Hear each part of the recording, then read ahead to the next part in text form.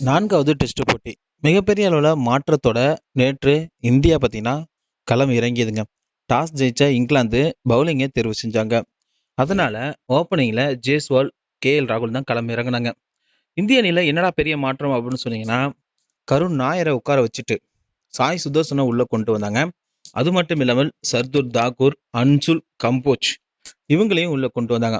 3 மாற்றங்களோட சுப்மன் கில் பார்த்தீங்கன்னா இந்த 4வது டெஸ்ட்ல களம் இறங்கினாரு. அதற்கு முக்கியமான காரணம் 3வது டெஸ்ட் போட்டியில நல்ல பேட்டிங், பவுலிங் இருந்தும் நம்ம சொற்ப ரன்ல சுருண்டு தோல்வி அடைந்தது தான்.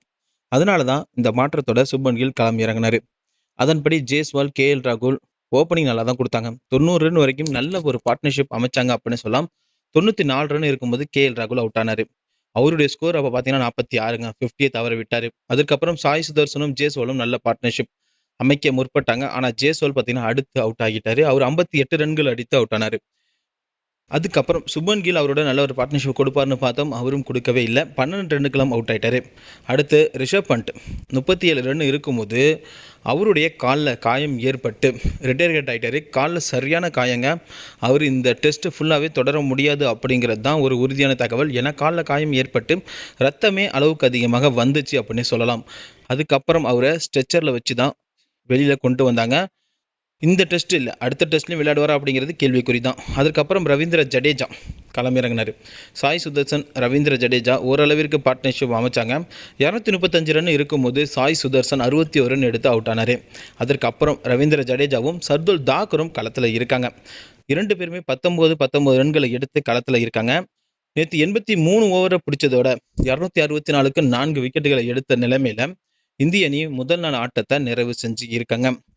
சுப்மன் கில் நேற்றைய போட்டியிலையும் சொற்ப ரன்கள் அவுட் ஆனது அதிர்ச்சிக்கான ஒரு விஷயம் அப்படின்னே சொல்லலாம். இதுல பென் ஸ்டோக் தான் பார்த்தீங்கன்னா 2 விக்கெட்டையும், கிறிஸ் வோக்ஸ் மற்றும் டாவ்சன் தலா 1 விக்கெட்டையும் எடுத்தும் இருக்காங்க. இந்திய அணி அடுத்து வாஷிங்டன் சுந்தரோட பேட்டிங் வரிசையில களமிறங்க இருக்காங்க. அன்சுல் கம்போஜ் பார்த்தீங்கன்னா முதல் டெஸ்ட் போட்டியில நேற்று களமிறங்கியிருக்காரு.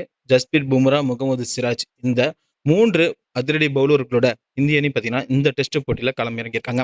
2வது நாள் ஆட்டத்துல இந்திய அணி சிறப்பாக செயல்படணும் அப்படிங்கிறது தான் எல்லோருடைய மிகப்பெரிய ஒரு வேண்டுதல் அப்படின்னு சொல்லலாங்க. முதல் நாள் ஆட்டத்துல இந்திய அணி இந்த ரன்களை குவிப்பது மிகப்பெரிய அளவுல இங்கிலாந்து மண்ணில ஒரு சாதனை அப்படின்னே சொல்லலாம். ரிஷப் பண்ட் காலில் காயம் ஏற்பட்டு வெளியேறியதான் அனைவருக்கும் மிகப்பெரிய அளவுல வருத்தத்தை ஏற்படுத்தி இருக்கிறது. இது போன்ற கிரிக்கெட் தகவலோடு ஒன்று தெரிந்து கொள்ள நம்ம சேனல் மறக்காம சப்ஸ்கிரைப் பண்ணுங்க. தேங்க்யூ.